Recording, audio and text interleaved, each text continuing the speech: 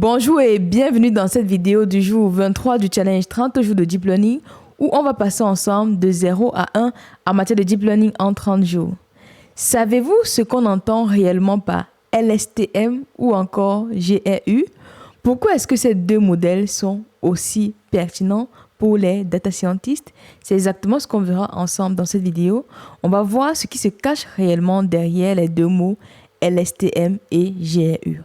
Pour le contexte, dans les précédentes vidéos, nous avons commencé à aborder les notions, les modèles de deep learning qui sont plus adaptés lorsqu'on travaille sur du texte ou encore les données temporelles. Pourquoi?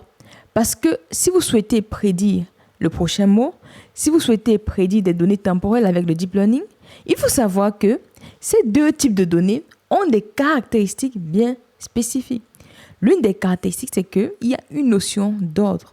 Si je souhaite, par exemple, prédire le chiffre d'affaires du mois T plus 1, il faut absolument que j'ai des informations sur le chiffre d'affaires passé, par exemple. Vous voyez, donc on a besoin des informations passées pour prédire l'avenir. De la même manière, si je veux mettre en place des IA, des robots qui vont générer de nouveaux textes, j'ai besoin de comprendre le contexte, j'ai besoin d'avoir les phrases précédentes pour pouvoir prédire la phrase suivante. Raison pour laquelle l'un des modèles les plus adaptés qu'on doit mettre en place lorsqu'on travaille sur du texte, c'est ce qu'on appelle les RNN, réseaux de neurones récurrents. En quoi ça consiste? Dans un réseau de neurones récurrents, on a tout simplement en plus, dans la chaîne de valeur, comme vous le voyez ici, on a une couche de récurrence qui va tout simplement sauvegarder les informations passées dont on a besoin dans le réseau pour pouvoir réaliser la prédiction. Donc, pour pouvoir faire la prédiction suivante, on va stocker non seulement les données d'entrée, comme d'habitude dans les autres réseaux, ok? On va sauvegarder non seulement les données d'entrée, mais en plus, on va stocker les informations précédentes pour avoir le contexte. L'un des problèmes majeurs de ces RNN, c'est qu'en général, si on stocke plus, en fait, la quantité d'informations qu'on va stocker sera longue, plus ce sera difficile, en fait, de déterminer les paramètres les plus pertinents pour pouvoir prédire le mot suivant. C'est ce qu'on appelle le problème de disparition de gradients. En fait, on aura des gradients tellement faibles que les poids ne seront plus du tout mis à jour. Parce que les RNN ne sont pas capables de stocker des informations sur une longue période. Okay? Pour pouvoir résoudre ce problème de disparition de gradient, les deux modèles qu'on va souvent vous recommander sont déjà LSTM, Long Short Term Memory. Qu'est-ce que c'est?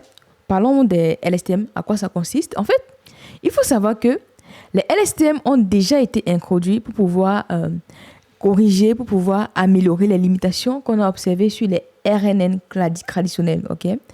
Donc, en utilisant un mécanisme qu'on appelle mécanisme de porte. Donc, dans les LSTM, contrairement aux RNN classiques, il y a un mécanisme de porte qui permet justement d'éviter de perdre de l'information ou bien d'éviter le problème de disparition de gradient. Dans un LSTM, vous avez trois portes en fait.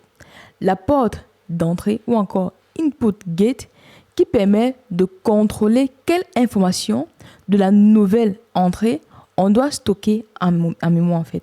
Donc lorsque je donne une nouvelle entrée, quelle information je dois stocker en mémoire? C'est ça qu'on appelle input gate. Okay?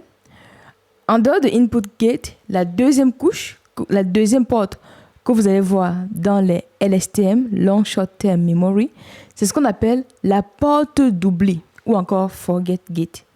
À quoi ça sert? C'est tout simplement la porte qui va décider, qui va déterminer quelle information on doit oublier. Parce que si je vous donne une longue séquence, dans une longue séquence, tous les mots ne sont pas pertinents. Tous les termes ne sont pas précédents. Donc, pour éviter ce problème de disparition de gradient, on va créer une porte d'oubli qui va permettre tout simplement de déterminer quelle information on doit oublier au moment de l'entraînement du modèle. Ce qui fait que finalement, on va conserver uniquement les informations les plus pertinentes. Dans les RNN, on stocke toutes les informations.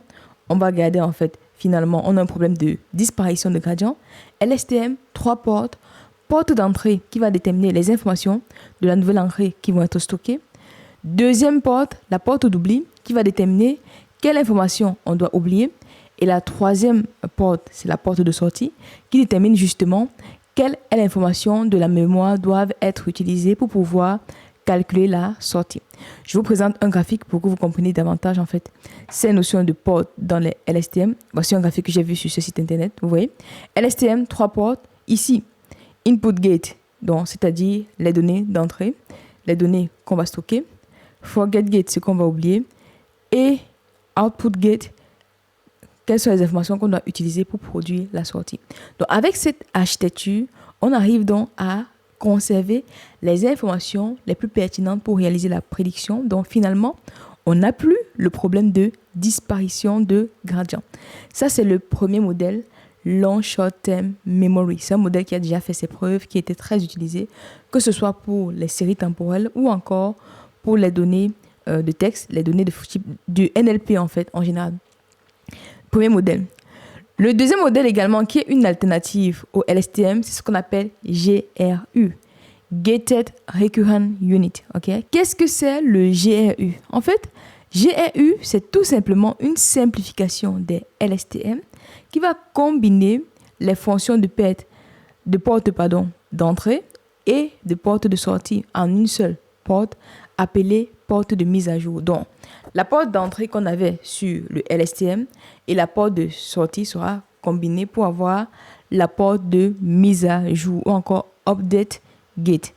Et ça utilise également une autre porte qu'on appelle porte de réinitialisation.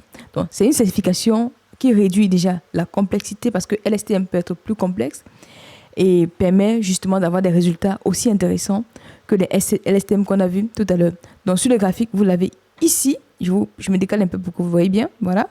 Vous voyez que sur les LSTM, ici, on a input gate, porte d'entrée, porte d'oubli et la porte de sortie. Mais sur GRU, on a déjà ici uniquement la porte de mise à jour qui combine la porte d'entrée et la porte de sortie et la porte de réinitialisation. Ce sont les deux portes qui permettent justement d'alléger le modèle et permettent d'avoir des performances comparables au LSTM. Dans la prochaine vidéo, on va voir ensemble comment est-ce qu'on peut implémenter ces modèles en Python avec un cas pratique. Comme vous le savez, la pratique pour moi, c'est au cœur de l'apprentissage. Pratiquer, pratiquer, pratiquer. Et surtout, dites-moi en commentaire, qu'est-ce que le problème de disparition de gradient? Répondez en commentaire, ça me fait toujours plaisir de vous lire. En plus, ça donne un boost à la vidéo et ça fait grandir la chaîne. Donc, n'hésitez vraiment pas.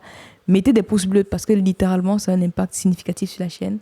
Abonnez-vous parce que c'est comme ça qu'on va créer ensemble une très grosse communauté data qui vulgarise les métiers du monde de la data. Donc, je vous dis en commentaire, si vous souhaitez revoir l'ensemble des vidéos de cette playlist, regardez juste ici.